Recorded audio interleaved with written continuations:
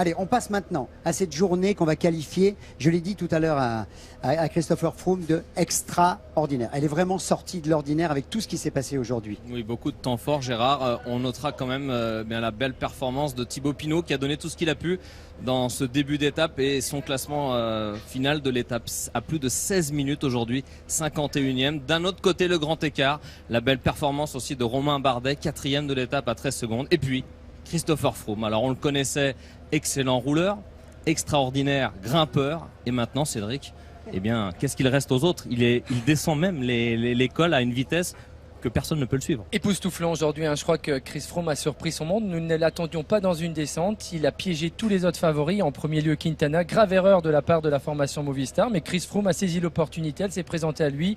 Il a marqué des points aujourd'hui. Il nous a épaté. Hallucinant.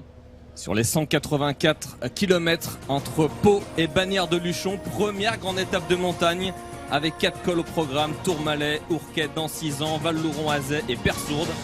Grosse bagarre en perspective, impossible de continuer à se cacher pour les favoris, Cédric. Oui, les difficultés étaient trop importantes avec le Tourmalet en première vraie difficulté, et puis surtout un départ excessivement rapide avec un vent favorable quasiment tout au long de la journée. Il était fort à parier que les favoris, les protagonistes à la victoire finale allaient s'expliquer sur cette première étape des Pyrénées. Une étape des Pyrénées attendue, avec un décor grandiose du Tourmalet, un des cols mythiques du Tour de France.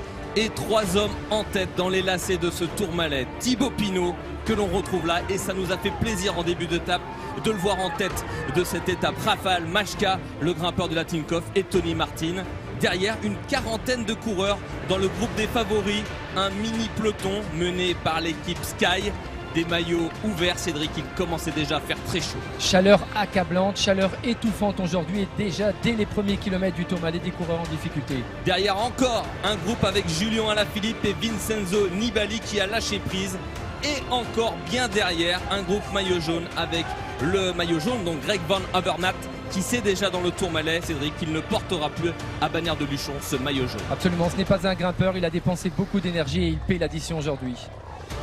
Dans ce Tourmalet, Thibaut Pinot qui fait le gros du travail, il ne se ménage pas, il déploie beaucoup d'énergie. Tony Martin coince un petit peu et c'est Pinot et Majka qui se disputent au sommet du Tourmalet. Les points pour le maillot à pois, les 25 points du premier pour Pinot. Cédric, objectif maillot à pois pour Thibaut Pinot. Réaction d'orgueil d'un champion, Thibaut Pinot, qui avait perdu du temps ces derniers jours, a essayé de rétablir la situation, et c'est lui qui passe en tête du Tourmalet. Derrière, le groupe des favoris qui pointe à 2 minutes 45, et dans la descente, déjà très rapide, il se passe des choses. Tony Martin recolle. Alors là, Cédric, on roule à combien dans une descente comme celle-là du Tourmalet? Le compteur était entre 80 et 90 km/h sur ces portions rectilignes. Vous voyez un Tony Martin qui avance très vite. On flirtait les 90 km/h. La jonction de Tony Martin avec Majka et Thibaut Pinot. Et Thibaut Pinot encore en baroudeur. Il en a passé du temps en tête dans la montée d'Ourquette, dans 6 ans, du Tourmalet comme on l'a vu, du panache. Il ne semble pas en garder sous la pédale. Débauche d'énergie suicidaire ou pas à ce moment-là? Il en fait beaucoup, il en a peut-être fait beaucoup trop aujourd'hui, parce que c'est vrai qu'il n'était peut-être pas dans sa meilleure condition, mais c'est lui qui travaillait le plus avec un vent favorable. L'étape était longue, était difficile, et il était fort à parier que ses efforts allaient se payer. Allez, c'est bon pour le maillot à pois. 5 points de plus de prix pour Pinot. Passage au sommet de la deuxième difficulté dans le même ordre qu'au Tourmalet. Pinot, Majka et Martin. Et derrière, eh bien, le passage du groupe des favoris, 1,23 de retard, l'écart qui font à une vitesse inquiétante pour les Chanois. Oui, le rouleau compresseur Sky, ce sont les équipiers de Chris Froome qui ont pris la direction des opérations tout au long de la journée. Ils ont imposé leur rythme au peloton. Ce sont eux, avec quelques coureurs Movistar, qui abordent la difficulté suivante. On le voit, Cédric, à l'image, le rythme ne faiblit pas pour le peloton à Movistar, et les Sky durcissent le ton.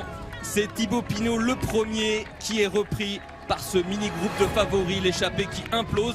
Majka est quelques mètres devant, et là cette image elle est terrible quand vous avez passé beaucoup de temps devant, que vous pensez peut-être à reprendre du temps sur les favoris ou à une victoire d'étape, on ne sait pas, et là dès les premiers mètres où il est repris, il est lâché. Impossible de suivre, et surtout les ambitions de podium s'écroulent aujourd'hui, parce que Thibaut Pinot a essayé 35, 36 degrés, coup de chaud, et c'est terminé pour le classement général. Certains diront qu'il s'est battu tout seul, mais bravo à lui. Un autre Tour de France va commencer pour Thibaut Pinot. On est à 6 km du sommet. Majka repris à son tour. L'équipe Sky donne le tempo d'un peloton à ce moment-là de 35 coureurs. Et regardez, au sommet. Là, Maïka veut faire les points. On pense que les Sky vont lui laisser la première place. Eh bien non, l'ogre Froome veut passer devant Maïka. Il en fait une question d'honneur et vous allez le voir, Cédric. Juste après, Maïka va demander des explications au patron du peloton. Il lui dit mais pourquoi tu veux tout gagner? Tu vas déjà gagner l'étape aujourd'hui. C'est vrai, ça peut paraître surprenant parce que la route est encore longue et il vaut mieux avoir des amis dans le peloton plutôt que des ennemis.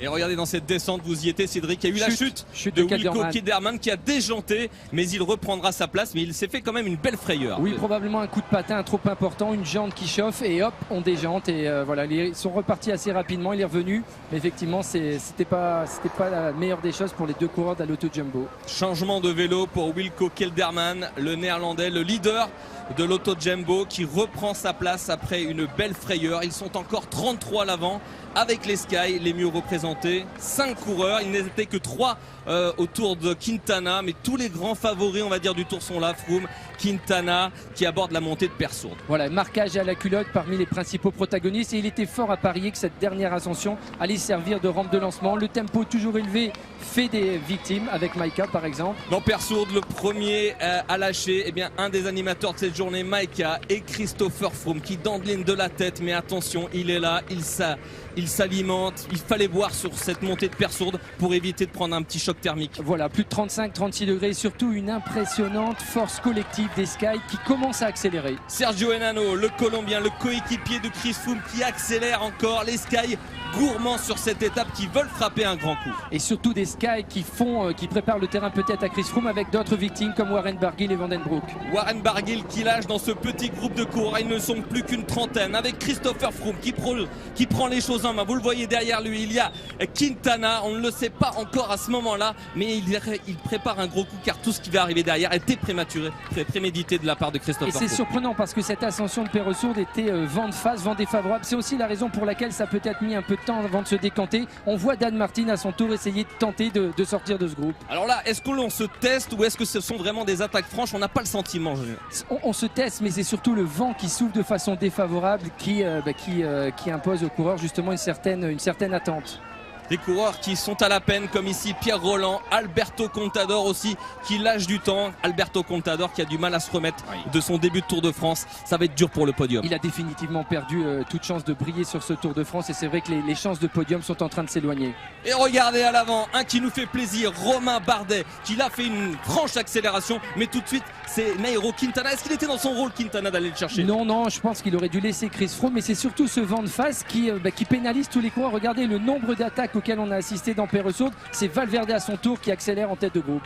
Et Christopher Froome tranquillement installé dans la roue de son coéquipier Henao qui le Colombien qui a mené un rythme d'enfer dans cette montée de Persourde et qui a lancé, regardez Christopher Froome dans les derniers hectomètres de cette montée sur Persourde et là il attaque, c'est une erreur de Quintana, grave erreur de Quintana qui à ce moment-là se retourne et demande à son coéquipier Valverde de faire l'effort pour lui, mais il aurait dû y aller Quintana, s'il veut gagner le tour, il faut y aller là. Absolument, nous l'avons vu prendre un bidon et Quintana a fait une erreur monumentale, il n'a pas gardé la roue de son principal rival sur ce Tour de France et Chris Froome en profite. Et Chris Froome qui prend quelques mètres d'avance, ça se transforme en seconde et se style dans la descente en position aérodynamique tout en pédalant à 90 km/h. Mais ne testez pas chez vous, hein. C'est hyper dangereux, comment fait-il pour rester en équilibre? C'est un champion, on a probablement travaillé cette position à l'entraînement et regardez un Chris Froome qui est en position de recherche aérodynamique mais qui en même temps réussit à pédaler, c'est pas facile du tout. Et sa chaîne, on voyait tout à l'heure, c'est sa chaîne qui sautait dangereusement, on se dit là que tout peut se passer. Et bien Christopher Froome il assure, il engrange les mètres et derrière, et bien ils sont encore une petite quinzaine de coureurs, mais ils n'arrivent pas à revenir sur un homme seul dans cette descente. Impossible, vent défavorable et l'entente n'est pas bonne, on essaie de tout mettre toute la pression sur les épaules de Valverde. Pendant ce temps là, regardez, Chris Froome continue allongé sur son vélo, il a course gagnée. Scénario incroyable alors que l'on imaginait les outsiders de ce tour mettre en danger le dernier vainqueur de ce Tour de France. Et bien c'est avec intelligence et envie que le favori de ce tour a donné une leçon à ceux qui prétendent lui disputer la victoire finale. Absolument, le terme leçon est parfait. Il n'a pas écrasé le tour, il n'a pas assommé le tour aujourd'hui, mais il a donné une belle leçon à tous ses adversaires.